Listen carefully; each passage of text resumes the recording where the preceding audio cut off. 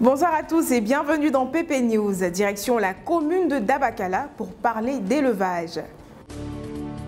Inculquer la pratique de l'élevage aux Ivoiriens, plus précisément aux populations de Dabakala, tel était l'objectif de Mohamedou Bari quand il quittait son pays d'origine, le Burkina Faso. Cependant, ce père de famille de 56 ans rencontre des difficultés financières, le poussant à élargir son activité à la vente de lait de vache. Dabakala, ici là, si la culture d'Anakad est considérée comme l'activité économique principale là, l'élevage aussi n'est pas à négliger. La preuve, voici le père Mohamedou Bari, Diko Ahmed, Sangare Ale. Ils sont tous les trois quittés dans leur pays d'origine, le Burkina Faso, pour venir s'installer ici à Dabakala dans l'espoir d'une vie meilleure dans le domaine de prédilection. Au départ, leur but là, c'était d'inculquer l'élevage aux Ivoiriens, mais la réalité les a vite rattrapés. Voici le père Mohamedou Bari, 56 ans. Dans ces 56 ans-là, il a consacré 32 ans de sa vie à Dabakala ici. Après l'homme qui a plus de dégoût que lui là. Écoutons-le. Quand tu es seul avec 25 000, tu peux t'en sortir. Mais avec une famille à la charge, tu vois que c'est pas du tout facile. Les enfants, la femme, la nourriture, le loyer, les dépenses à côté, tu vois que c'est pas du tout facile. On a du mal à s'en sortir avec un salaire de 25 000 francs. Donc c'est dans ça qu'on est actuellement. Et on prie Dieu pour que ça avance, sinon c'est pas du tout bon. C'est pas bon. Cette désillusion, le père Mohamedou Bari n'est pas le seul à la partager.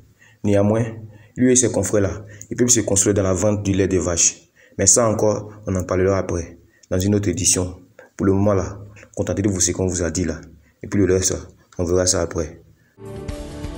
Précisons que dans la commune de Dabakala, les cultures de base sont l'igname, le maïs, l'arachide, le riz et l'anacarde.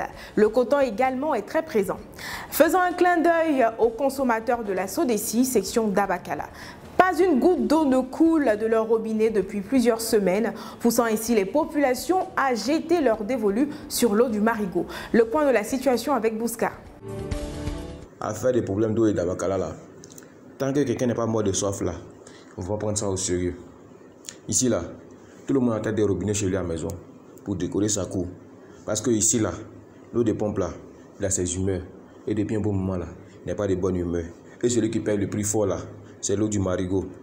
Ici là, c'est ici tout Dabakala vient se ravitailler. Même les bœufs aussi viennent se ravitailler. Ici là, ça sert des pressings. Ici là, ça sert des piscines souvent aussi. Écoutons quelqu'un. C'est ici on vient chercher l'eau pour préparer. Si tu ne viens pas ici, tu ne gagnes pas bonne eau. Pour ceux qui ont les moyens, ils donnent l'argent aux jeunes gens pour chercher l'eau de l'autre côté. Et le bidon est à 50 francs. Et moi, comme je n'ai pas les moyens, je viens me laver ici. Et je lave mes petits-enfants. Et puis on prend aussi pour aller à la maison. En tout cas, comme on le dit, hein, le malheur de certains fait le bonheur des autres. Voilà. Il y en a qui profitent de cette situation-là pour se transformer en businessman en pleine journée. Voilà. Mais ça encore là, on en parlera après dans une prochaine édition. Mais pour le moment là, ce qu'il faut retenir là, c'est qu'il n'y a pas l'eau à Dabakala. C'est tout ce qu'il y a à savoir. Voilà. Les Korogolais sont réputés en matière d'artisanat, précisément dans la sculpture, de la confection de masques traditionnels jusqu'à la fabrication d'ornements et de tapis faits à base de peaux d'animaux. Yeo Mamadou fait tout. Reportage. Korogo, le père Yeo Mamadou. Lui là, ça fait 30 ans maintenant qu'il vend les objets d'art. De toute sa vie là, il n'a jamais raconté quelqu'un comme nous.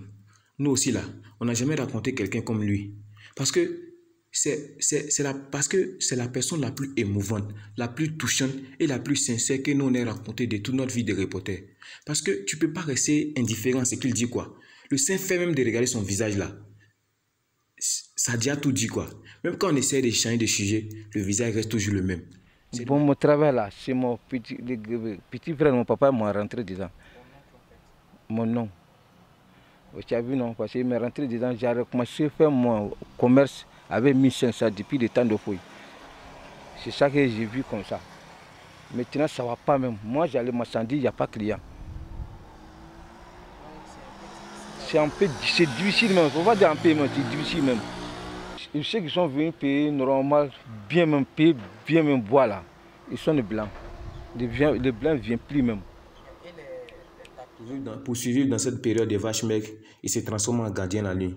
Lui et ses collègues artisans là, les gars se réconfortent dans les histoires de l'âge de la pierre taillée, l'époque où les gens avaient de la considération pour les objets d'art. Le plateau, voici comment vivent nos artisans du Nord. Merci d'avoir suivi ce numéro de PP News. À demain pour de nouvelles informations sur PP Soup.